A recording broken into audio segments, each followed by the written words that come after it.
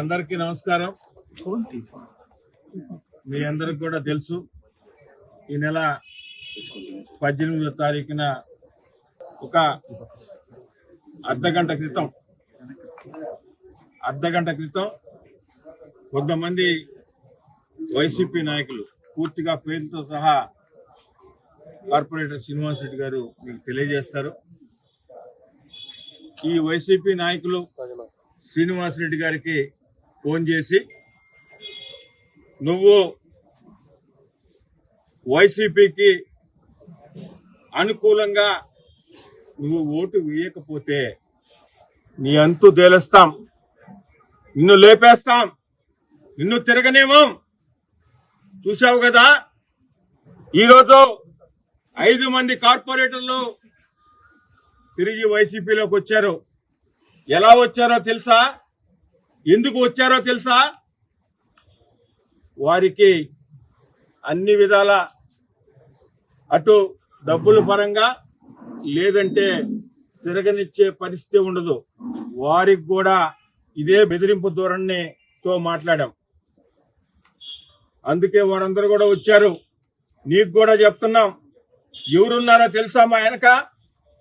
నీకు తెలుసు కదా. దాన్ని దృష్టిలో పెట్టుకొని నువ్వు వైసీపీకి అనుకూలంగా రాకపోతే పరిస్థితి వేరే విధంగా ఉంటుంది, ఊహించని విధంగా ఉంటుంది. చర్యలు ఎలా ఉంటాయో నీ ఊహకు కూడా అందవు అనే విధంగా బెదిరింపు ధోరణిలో మాట్లాడడం జరిగింది. అయితే తెలుగుదేశం పార్టీ ఒక క్రమశిక్షణ కలిగిన పార్టీ. మాకు మా నాయకత్వం ఇలాంటి ఎప్పుడు చెప్పలేదు, ప్రోత్సహించదు.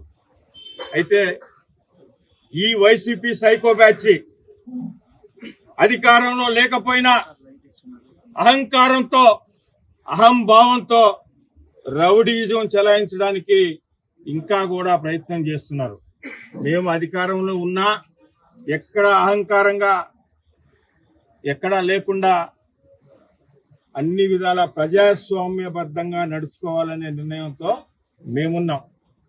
అయితే ఈరోజు జరిగిన సంఘటన మీద 23వ డివిజన్ కార్పొరేటర్ శ్రీనివాసరెడ్డి గారి మీద, వారి మీకు వచ్చిన ఫోను మీద ఈరోజు 5th టౌన్ స్టేషన్లో కంప్లైంట్ కూడా ఇవ్వడం జరిగింది.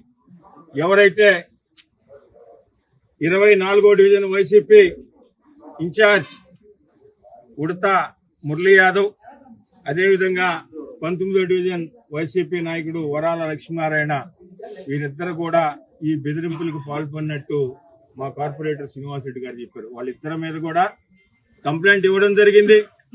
ఈ సందర్భంగా పోలీసు వారిని కూడా రిక్వెస్ట్ చేస్తున్నాం, మీరు ఇమ్మీడియట్ గా వెంటనే దీని మీద చర్యలు తీసుకోవాలి. వారిద్దరిని కూడా అదుపులోకి తీసుకుని, వీరు ఈ విధంగా మాట్లాడారు అంటే వీరి వెనక ఎవరున్నారు, ఏ శక్తులు పనిచేస్తున్నాయి, వాళ్ళు రౌడీ షీటర్లా, గంజాయి బ్యాచా, సైకో బ్యాచా, ఎవరో తేల్చాల్సిన అవసరం ఆసన్నమైంది. నెల్లూరు ప్రజలు, నగర ప్రజలు, ముఖ్యంగా ఈరోజు ఈ సైకో బ్యాచ్, ఈ గంజాయి బ్యాచ్, ఈ రౌడీ షీటర్ల వల్ల ఎంత భయాందోళనలో ఉన్నారో మీకు అందరికి కూడా తెలుసు. ఇంత బరి తెగించి అధికారంలో లేకపోయినా,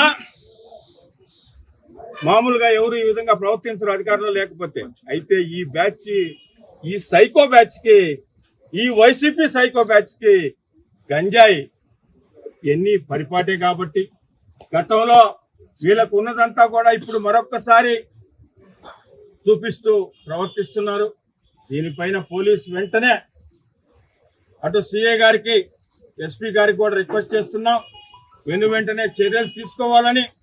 వారిద్దరిని కూడా అదుపులోకి తీసుకుని వీరి వెనక ఎవరున్నారో కూడా మీరు తేల్చాలని కూడా వారిని ఒక రిక్వెస్ట్ చేస్తున్నాం. ఆయన ఉడతా మురళి, అదే 24వ డివిజన్ వైసీపీ అధ్యక్షుడు.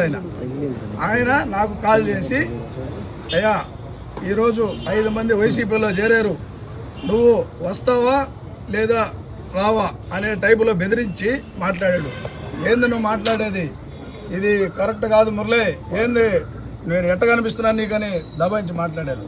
అతను మా వెనక ఎవరుండారో చూసావు కదా. ఈరోజు మేము అంతా ఆల్రెడీ మేము కల్లూరుపల్లిలో గంజాయి బ్యాచ్లో అంతా ఉన్నారు, ఆ బ్యాచ్లో కూడా మేము కూడా ఉన్నాం, ఏంది నీ సంగతి అనే టైపులో బెదిరిస్తే నేను ఏం చెప్పానంటే, మురళి ఇది పద్ధతి కాదు, ఆల్రెడీ నువ్వు ఈ విధంగా బెదిరిస్తున్నావు, నువ్వు నీ సంగతి ఏంది అనే టైపులో నన్ను బెదిరిస్తే నేను అదేవిధంగా ఏం చెప్పానంటే, మురళి పద్ధతిగా మాట్లాడు, నా వెనక చాలామంది ఉన్నారు, 19వ వార్డు నారాయణ మళ్ళీ లైన్లోకి వచ్చి ఏమైనా నీ సంగతి తెలుస్తాను అనే విధంగా మాట్లాడాడు. మాట్లాడితే నేను అదే వెంటనే 5th రౌండ్కి వచ్చి సిఐ గారికి కంప్లైంట్ ఇచ్చాను. సిఐ గారికి, డిఎస్పీ గారికి, ఎస్పీ గారికి కూడా నేను మనవి చేసేది ఏంటంటే, 24వ డివిజన్లో ఆల్రెడీ గంజాయి బ్యాచ్లో ఈయన కూడా ఆ కామాక్షి సంబంధించి అధ్యక్షునిగా తిరుగుతున్నాడు, ఈయన కూడా అదే విధంగా శిక్షించాలని నేను కూడా ఎస్ఐ గారికి, డిఎస్పీ గారికి అందరికీ కోరుతున్నాను. ఇప్పుడే కంప్లైంట్ ఇచ్చాను, ఆ కఠిన చర్యలు తీసుకోవాలని కోరుతున్నాను.